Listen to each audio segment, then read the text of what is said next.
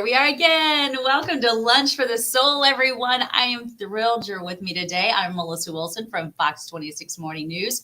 Hopefully you catch our morning newscast, but I'm also the medical reporter for Fox 26. And that lends me the opportunity to meet some of the most amazing people. And you are going to love my guest today. He is a Houston firefighter who's usually out and about in our community working with a team who saves lives.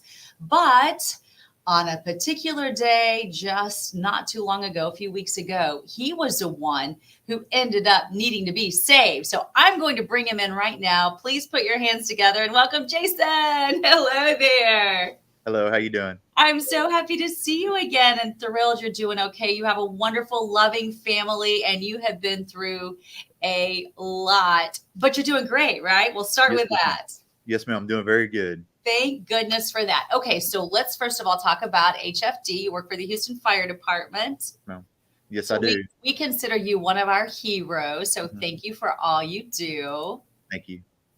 When I got to come and hang out at Station 102 with you in Kingwood, which I loved, and it was great to be able to talk to you and now to be able to share your story. But let's just jump right in to what was going on. So about 5 years ago, you had a weird episode that was diagnosed as a seizure because it probably kind of felt like one. What were those symptoms? The same as what happened this time. Just feeling real dizzy and kind of like a deja vu moment. Mhm. And next thing I know is it just takes me away. It just makes me pass out, and I'm just not aware of what's going on at that time. As soon as I come around, I'm able to realize everything that's gone on before Mhm. up to that point. And other than that, I remember everything. So. And that does sound just like a seizure. Okay, Mhm. so that was 5 years ago, never happened again. You probably forgotten that it would even happen, but it happened again when you were with your colleagues. Thank goodness you weren't out and about trying to battle a fire or something. You were actually in a Right. classroom when it happened. Yes, ma'am. We were sitting in class. We just came back from lunch, just sitting there. No issues or anything like that. Did not feel bad. Just sitting in class, and all of a sudden started feeling dizzy.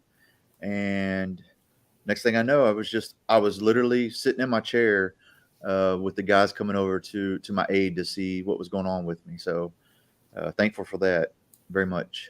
That had to be so frightening. So you wake up and you're being put into an ambulance and you're trying to figure out what's going on. And then it happened to you over and over. So what they figured out once they hooked you up to an EKG is that your heart rate was plummeting to Mhm. a just crazy what it was around 80 and it would just drop to 20, which would 20 Yes, beats per minute, which would yes, make you ma'am. pass out. Yes, ma'am. And it was doing it within a matter of like 10 seconds. So it was just bottoming out, and just had no awareness of what was going on, like as soon as it was doing it. And when they did it, they captured it in the hospital like that. So it was able to see, we actually saw it firsthand drop like that. So it's pretty scary. Of course it is. So the ambulance took you to Memorial Hermann Yes, Southeast, and ma'am. that's where doctors came together. And I think it's so interesting that your wife played a role in all of this. So she's at your bedside, I'm sure worried sick about you. Right, right, And that's when she was taught what to do in case anything went on wrong so that you could report right. it. They stepped out for just a second, and they told her to, if something started happening or I started to feel this way, go ahead and hit this button right here, and it will capture a an EKG rhythm that showed what was going on with me at that time. You obviously have a lot to live for. Mhm. Look at your beautiful family. Why don't you introduce us? To the left, that's my youngest Connor. Uh-huh. To the right with the AC on there, that's my oldest Jordan, and my wife Laura, and Well, of course hello, me. Yeah, family. There my you my are. youngest, he's in welding school, so he's in Uh-huh. college, and my oldest plays baseball in Angelina right now, so he's Wow. in So college as well. you have so much to be proud of and a Yes, lot ma'am. to live for. Okay, so let's go back. You're back in the hospital room. Your wife is able to record it. That's when they figured out it was dropping just to a number that could kill you. Yes, ma'am. So Mhm. what did they diagnose you with? Well, there was a cardiologist there that was there at that moment that saw my heart drop like that and realized that they've seen that before, and they just diagnosed it with a what they sick sinus syndrome is what they call it. So they ended up capturing it right there, and it was like, we know exactly what's going on, and we're going to need to keep you here in the hospital to get this fixed. Okay, so a lot of people have probably heard of a pacemaker and they picture it maybe being up here. You can almost see it under the skin. Right. But you underwent a state of the art pacemaker. It was some of the newest technology, and it doesn't sit up here. It is actually inserted into your heart. In fact, I have a picture of yours, which is pretty cool to see. Here we That's go. my actual. There, Yeah, that's my actual. that's you. There's your rib cage. We see Yeah, everything. that's it. And that is implanted in your heart, which I find so intriguing. Your doctor says it's about the size of a bullet. So, first of all, you don't have any scars, which is nice. They were able to go up through your leg and through an artery. But how amazing is this to you that it's sitting right there in your heart right now as we speak, ready to take over in case your heart decides to plummet? It's got you. It's got your back. Right. Well, the thing is like they said I was pretty healthy, so the doctor wanted to put it at 60 beats per minute to make it where it would kick in. Mhm. But I had to tell the doctor, I was like, I sleep in the low 40s to low 50s, high 40s to low 50s. Wow. And so she was like, let's go ahead and think about that. We'll reset it to 40. So that's how I've got it set at 40. So if something drops below that, then it'll kick in. But Yeah, that's a smart so idea. far, so good. If boy, you've got the ideal heartbeat there because that's what you want. You want it that low when you're sleeping so your heart can rest. So hey, kudos to you. You must be doing something right. So tell me about your lifestyle before this. Were you seem fit? Do you work out a lot? Do you eat healthy? I do. I actually before our little episode now, I just got back from the gym. So Nice. I try to stay as healthy as I can. I work out, I run, I stay in shape. There's no issues with that kind of stuff. Just one of those Yeah. it was just one of those things that happened. Yeah, and he said it's not even really it's bizarre to describe it, but he said it's really not a heart problem for you. In fact, it's it all gets complicated. We don't have your All diet. electrical. It's all electrical. We'll leave it to Memorial Herman to help us figure all that out. You can go to my written story, everybody, at fox26houston.com if you want to see everything about this, okay? Because we'll leave it to Memorial Herman, like I said. Okay, so then let's talk about your family. So they are there with you through this all, supporting you. Was it a hard recovery, or what was that like for you? No, ma'am, it's pretty easy. They want you to kind of lay low for a couple weeks, and that's only because they go in through the groin, and it's kind of a tender area Hmm. that they want to heal real good. It's a little bit large, larger than probably they go in for like a true cath, Hmm. like a heart cath. It's a little bit larger than that because it's like you said, it's like a little size of a bullet, so Hmm. it goes in a little bit larger. Um, Well, we but have yeah, a lot. I wanted you to know you have a lot of praying hands going on here. So hopefully prayers as well for future good health from you. For Rebecca here is appreciate saying, it. oh, she seems very happy. Catherine, the same here. And let's see. Michael is asking, vax related. Did you have a vaccine before that happened? No, because this happened 5 years ago when it started, right? Right. So yeah, it happened. It happened before all this. So Mhm. if it wasn't part of that, yeah. And Roy here says, wow, praise God. We serve a great God. And we have Kimmy who says, nobody but God. Now, when you hear these comments, faith certainly was powerful for you in all Right. of this. How did that play a role in your life and your lifestyle? Well, you want to hope for the best, and you want to make sure that everything is in line, and uh, you know, um, you're just blessed that you have surrounding family and friends and coworkers and all that to be around you at times like this, and it's just nothing better to have than that. And Jason, anytime you tell a story like this, it's your own personal life. So, first of all, as a medical reporter, I want to thank you for being open and honest about what you went through. And then I want to share this with you right now, this coming in from Jamie, because I feel like these conversations can lead to helping people and maybe even saving a life. So, Jamie says, I'm just hearing about this. I've been dealing with the same symptoms since 2018. No one can tell me anything. So, it's almost like you, where it can easily be misdiagnosed because it Mhm. does look like something It different. does. Were there any telltale signs you might be able to help Jamie here with, or anybody who might have something where this might look different? I mean, Yes. any symptoms leading up to this episode or anything like that? So when I go through that episode, it's more like when I wake up, you're not like in a seizure state. So a seizure state, you're kind of postictal, which means you're like super sleepy. Um, you're usually pretty sleepy. You usually want to go back to sleep. So I wake up and I'm able to stand up and move around and stuff like that and not forget anything that went on. So as Mhm. long as you're able to remember what's going on, um, it's probably not a seizure.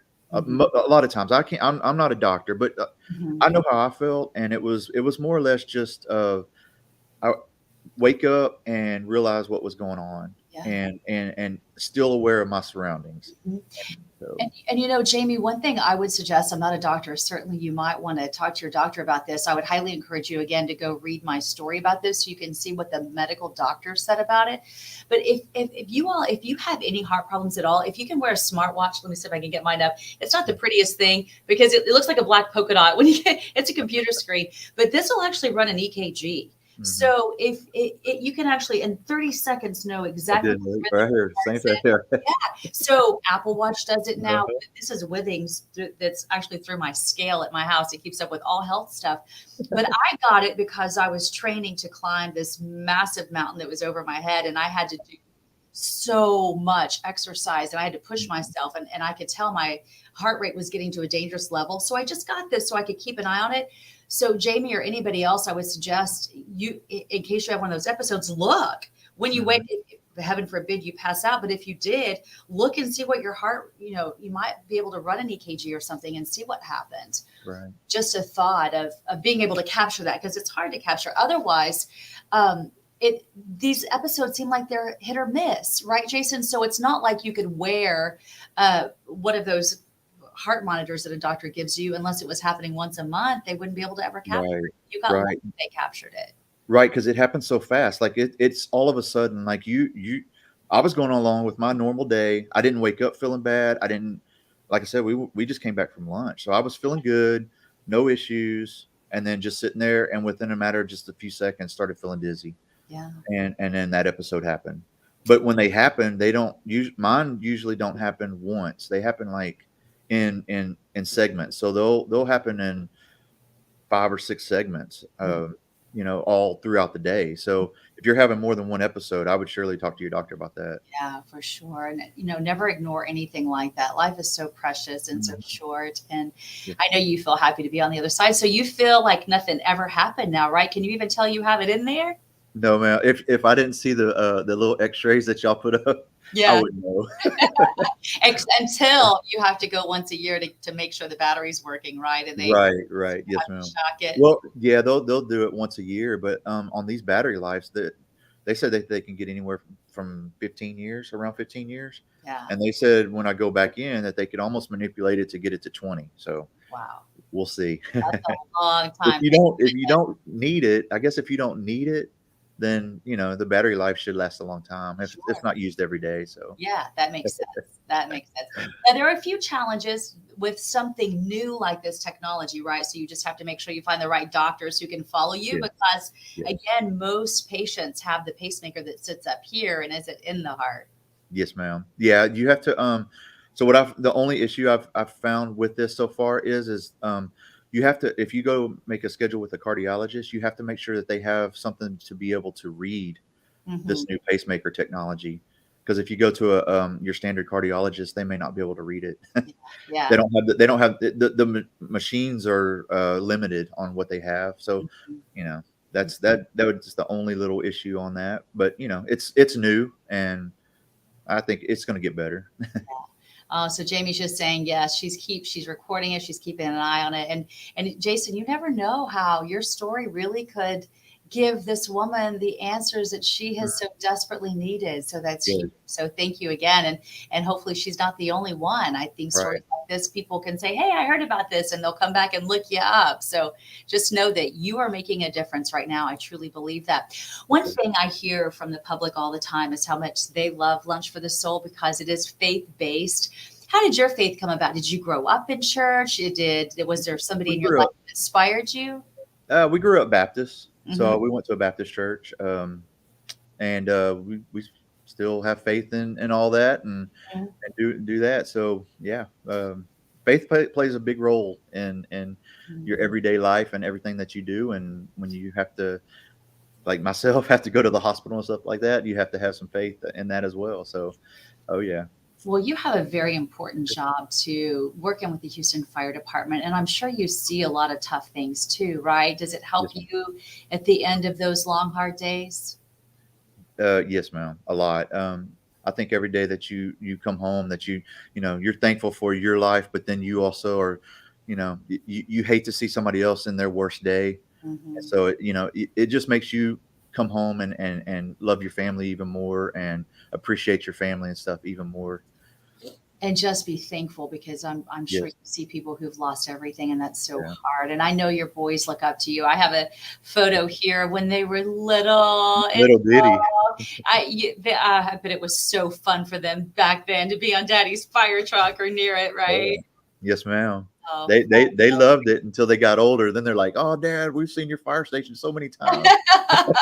then they just want to be out on the ball field like this one, right? Oh yeah, oh yeah. Still playing, still playing. Oh, that's awesome. So much to be proud of. I love that you share your family and your story with us. What is your best advice for people who are trying to trudge through day-to-day life? And we know life's not perfect, right? We all seem to have a Right. medical crisis here or there. If you haven't yet, unfortunately, it's typically a matter of time. How did you get through that with a positive attitude? Just that's it. Just positive. Just be positive and just do day to day. Just you can only help help what's yourself for the day, and you have to appreciate what's going on around you, and you have to appreciate your life and everybody else's life. Well, we are so, I mean, we couldn't be more blessed to be in the Houston area with doctors. And Teresa here says that her dad has the best doctor ever at Memorial Hermann. And she says you have to shop around for the right one. So, how blessed are you that you were taken to a place where they saw that you probably wouldn't be the best candidate for a regular pacemaker because you're too Right. active. You could have messed up those leads in that. But the fact Mhm. that the wires are hidden, it didn't affect your lifestyle. You have a normal lifestyle because of that. That was huge, wasn't it? Yes, ma'am. If I would have ended up with the original pacemaker, the one that goes underneath, cut up right up underneath your chest, um, I probably would have had some restrictions and stuff. So this one here allows me to get back to work and do my normal activities that I was doing before. So yeah, it plays a big part. Well, we are blessed to know you. Thank you for sharing again your story. I can't thank you enough, and I want to thank our viewers for being here, for participating, so to speak, in this conversation. We love to hear from you, and again, just making a difference. You take care. Only good health from you from now on. Yes, Okay. ma'am. Yes, yes, ma'am. Yes, ma'am. All right. You take care of yourself. You too. All right. All right. I want to make sure you all know if you happen to have joined us late and you say, hey, I want to see what else Jason had to say. I missed it. We made that easy for you. After this ends, all you have to do is go to YouTube and look for Fox 26 Houston Lunch for the Soul. It's that simple. You can see other inspirational people right here in the greater Houston area who've typically had a pretty dramatic health scare, but have come off out the other side with flying colors. And they say usually it was because of their faith. Next week, get ready for an unbelievable guest.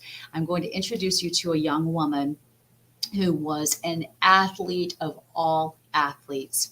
She was hit by a drunk driver and she lost both of her legs basically. It's a long, what you would think, horrific story, but she says that is by far not even close to the most tragic thing that's happened to her. And she took that on as a challenge. Now she is a gold medalist. She's a Paralympian. She is setting up volleyball courts all over the greater Houston area for sitting volleyball, not even in a wheelchair. She does it on the ground. You are not going to believe this young lady. I'm thrilled about meeting her. I'm actually about to meet her tomorrow, and then I'll be bringing you her story next week. And she is an inspiration of all inspiration. If you want to be inspired, join me here next week as every Wednesday, because it truly is lunch for your soul. I hope you have a beautiful day, everyone. Thanks again for being here.